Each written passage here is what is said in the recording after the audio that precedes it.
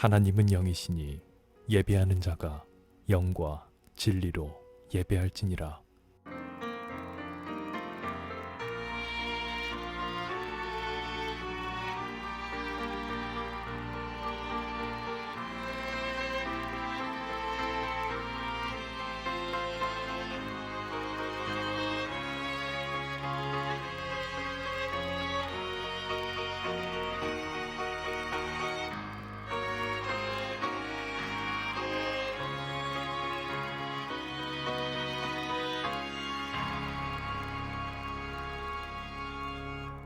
영과 진리로 예배할지니라.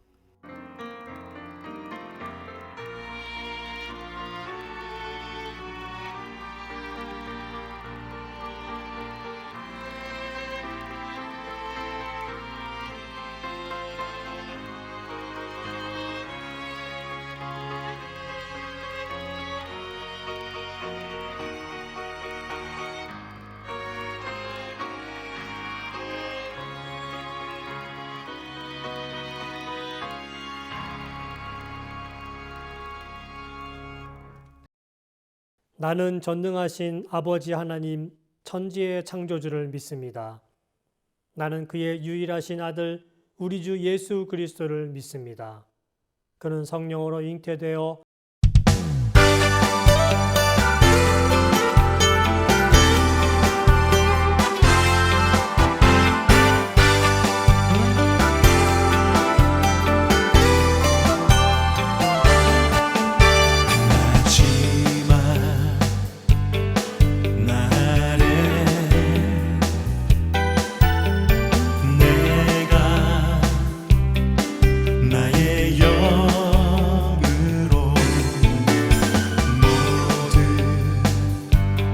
백성에게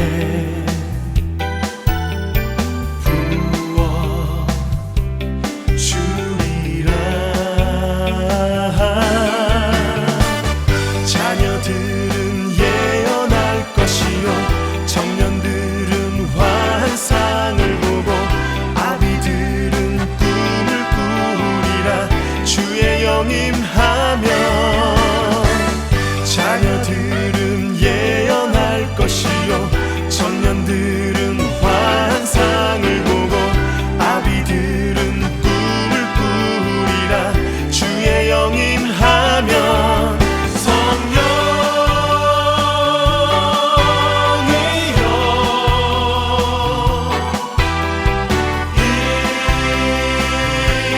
임하소서.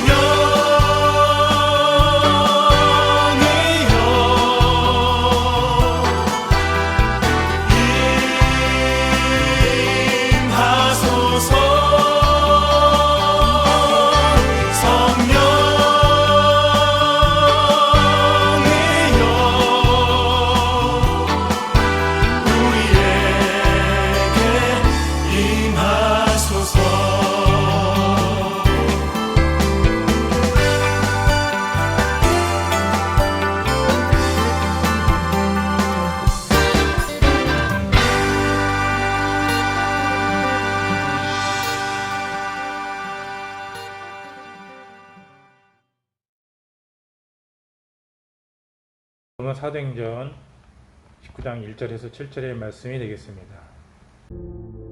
아볼로가 고린도에 있을 때 바울이 윗지방으로 다녀 에베소에 와서 어떤 제자들을 만나 너희가 믿을 때 성령을 받았느냐? 아니라 우리는 성령이 계심도 듣지 못하였노라. 그러면 너희가 무슨 세례를 받았느냐? 요한의 세례니라. 요한이 회개 세례를 베풀며 백성에게 말하되 내 뒤에 오시는 이를 믿으라 하였으니 이는 곧 예수라. 그들이 듣고 주 예수의 이름으로 세례를 받으니 바울이 그들에게 안수하매 성령이 그들에게 임하심으로 방언도 하고 예언도 하니 모두 12사람쯤 되니라.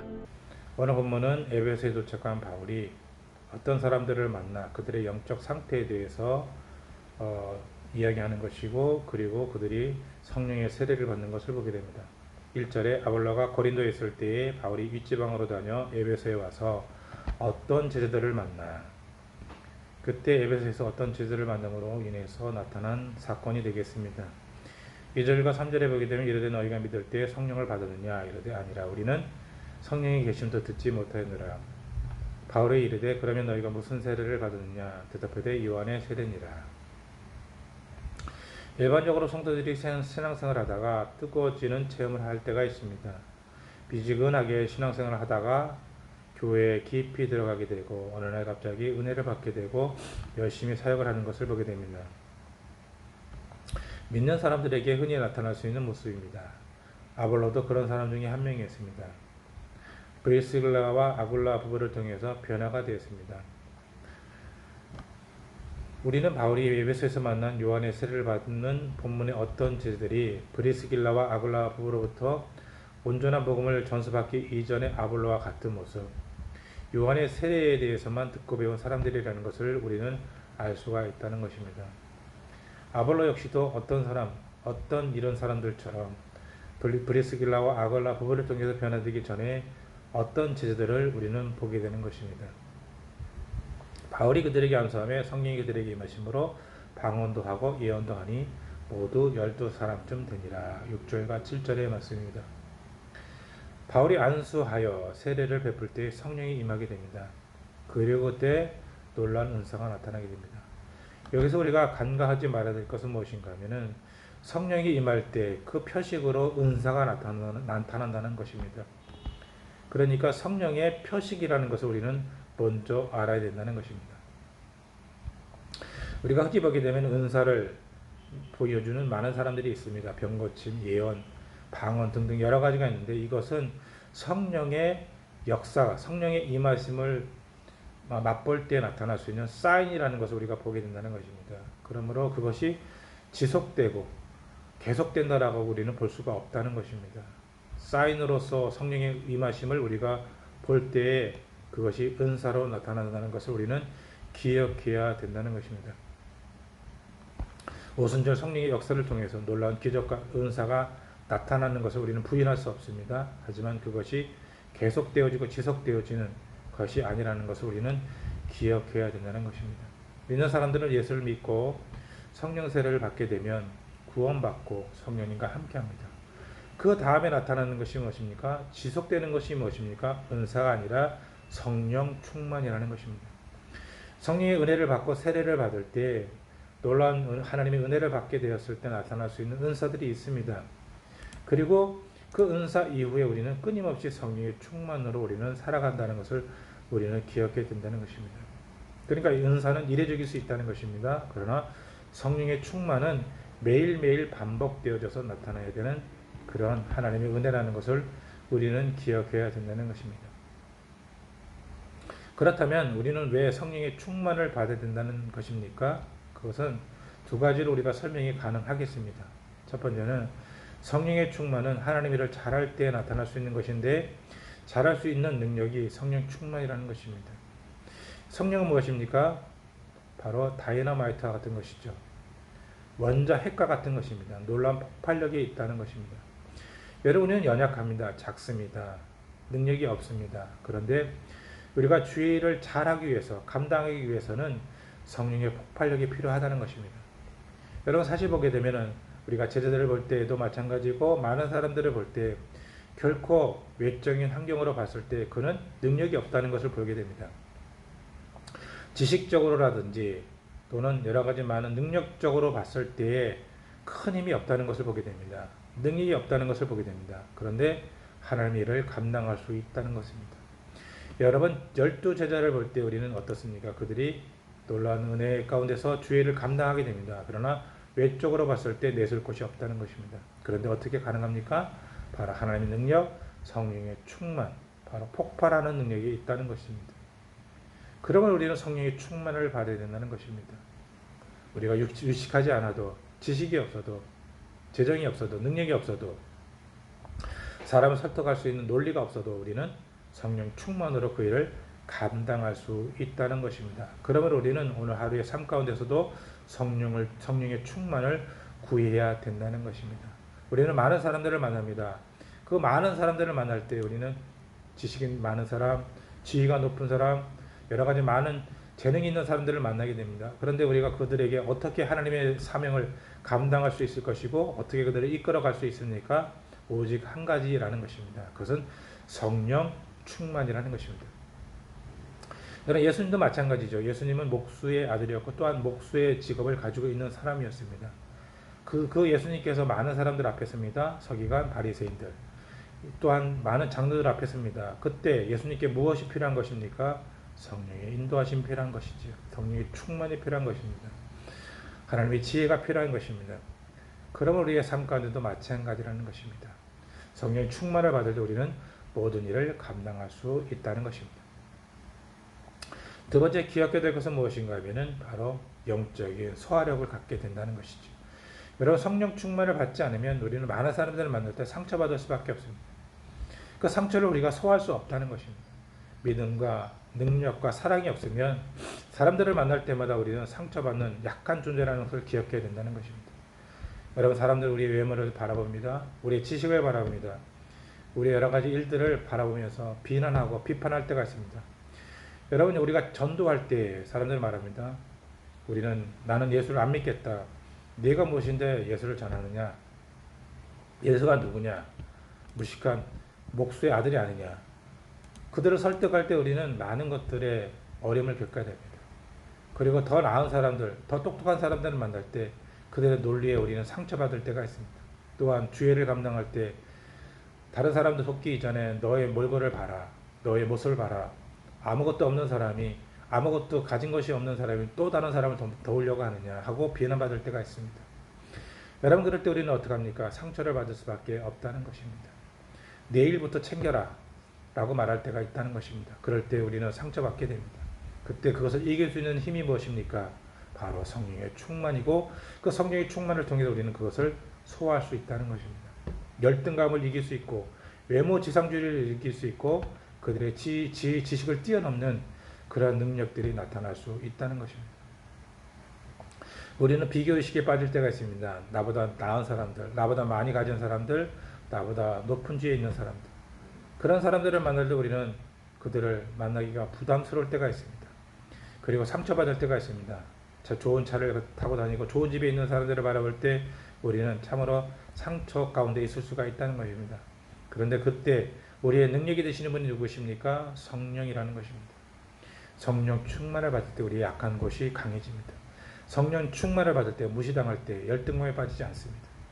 성령 충만을 받을 때 우리의 외적인 능력들이 강화될 수 있다는 것입니다. 그러면 오늘 하루의 삶 가운데서 우리는 성령 충만의 삶을 살아야 될 것입니다. 가정과 직장과 사업장 가운데서도 성령 충만을 구하시는 믿음의 삶을 사시기를 간절히 소망합니다. 기도하겠습니다. 오늘 말씀을 통해서 우리는 성령 충만을 배우게 됩니다. 우리의 삶 가운데, 우리 어려움 가운데 있을 때 오직 하나님의 능력으로 이기는 그런 역사가 나타날 수 있도록 도와주시옵소서. 가정과 직장과 사업장 가운데서도 주의 능력 가운데 우리가 그 일을 감당할 수 있도록 도와주시고 만나는 사람들에게도 우리가 주의 놀라운 은혜를 전파하는 성령 충만의 삶을 살 수 있도록 도와주시옵소서. 가정과 직장과 사업장을 축복합니다. 우리의 삶을 축복합니다. 자녀들을 축복합니다. 주께서 함께해 주시옵소서. 주의 능력 가운데 한 주간을 살아갈 수 있도록 주님 도와주시옵소서. 예수 그리스도로 감사하며 기도드립니다. 아멘. 광고하겠습니다. 저희는 온라인 미션 스테이션 처치입니다. 선교를 향해 그리고 선교에 서 있는 교회입니다. 모든 헌금 후원금은 선교를 위해 사용합니다. 우리는 때를 얻든지 못 얻든지 항상 예수 그리스도를 전할 준비를 해야 합니다. 성령님의 인도를 따라 행할 때 우리는 합당한 복음을 전할 수 있으며 합당한 열매를 주님께 드릴 수 있습니다. 오늘도 성령님의 인도하심을 따라 살기 위해 기도하며 준비하는 우리의 삶이 되기 바랍니다.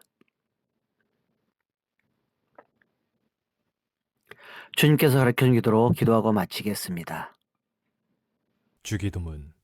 하늘에 계신 우리 아버지, 아버지의 이름을 거룩하게 하시며 아버지의 나라가 오게 하시며 아버지의 뜻이 하늘에서와 같이 땅에서도 이루어지게 하소서. 오늘 우리에게 일용할 양식을 주시고 우리가 우리에게 잘못한 사람을 용서하여 준 것 같이 우리 죄를 용서하여 주시고 우리를 시험에 빠지지 않게 하시고 악에서 구하소서. 나라와 권능과 영광이 영원히 아버지의 것입니다. 아멘.